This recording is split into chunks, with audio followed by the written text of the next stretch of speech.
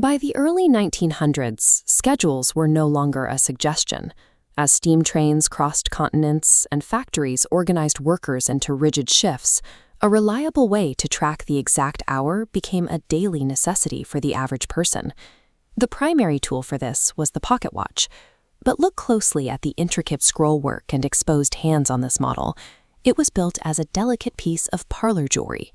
For a traveler rushing to catch a departing bus, digging through layers of heavy wool to check a fragile dial was becoming increasingly impractical.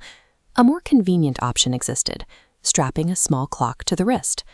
However, at the time, watchmakers considered these too small to maintain accuracy, and society viewed them strictly as decorative fashion accessories for women. A young watchmaker named Hans Wilsdorf noticed a disconnect in the industry. While legacy companies focused on making watches more ornate, the public needed something simple, something truly rugged, and completely precise. Wilsdorf predicted that the sheer convenience of the wristwatch would eventually render the pocket watch obsolete. To make that happen, Wilsdorf didn't just need a better spring or gear. He had to change the perception of what a wristwatch could be, transforming it from a fragile piece of jewelry into a serious tool for men. Wilsdorf began by branding his early timepieces in Britain as bracelet watches. By framing them as unisex jewelry, he managed to get watches onto wrists without directly challenging the era's gender norms. Then came the summer of 1914. On the battlefields of World War I, soldiers couldn't afford to lower their rifles or open their heavy coats to coordinate a synchronized attack. They needed the time visible at a glance. Rolex adapted to these conditions by launching trench watches. These models featured unbreakable glass and hands coated in luminescent radium, allowing soldiers to track the time in low light or while under fire. When millions of men returned home wearing these robust instruments, the old stigma evaporated. The wristwatch became associated with military utility, and the pocket watch industry began a permanent decline. But moving the timekeeper from a protected pocket to an exposed wrist created a new problem.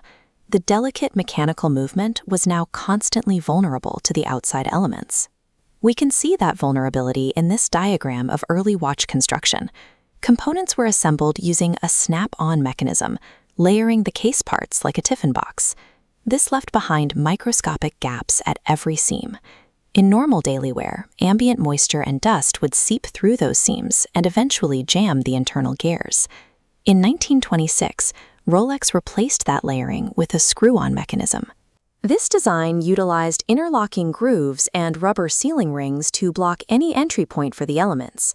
The final step was the winding crown, which screwed down against the body to seal the movement as tightly as the hatch of a submarine. Rolex called this the Oyster. Wilsdorf sought to prove this sealing capacity by having swimmer Mercedes Gleitz wear the watch during her attempt to cross the English Channel.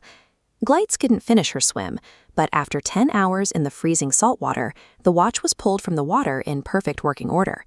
The Oyster case demonstrated that while a swimmer might eventually reach their physical limit in these conditions, the watch wouldn't. It transformed the timepiece into a durable tool for the outdoors.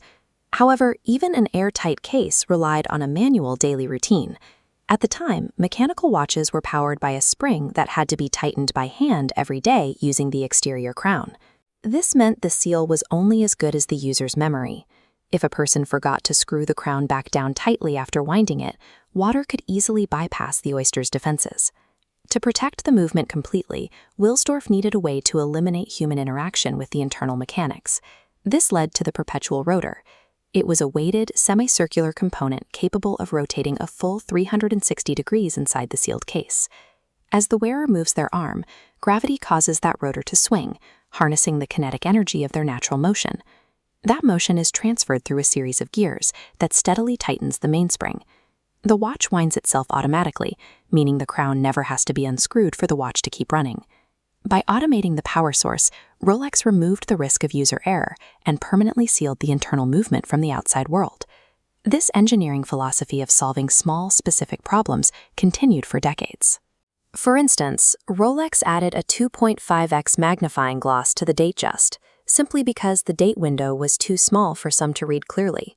These technical improvements eventually pushed Rolex into the most extreme environments on Earth, starting with the first successful climbers on the peaks of Mount Everest.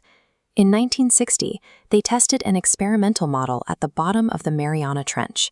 Even at 11,000 meters deep, the watch handled the water pressure and continued to function without internal damage. Today, Rolex is frequently viewed as a luxury status symbol, but that prestige was built on a foundation of relentless engineering.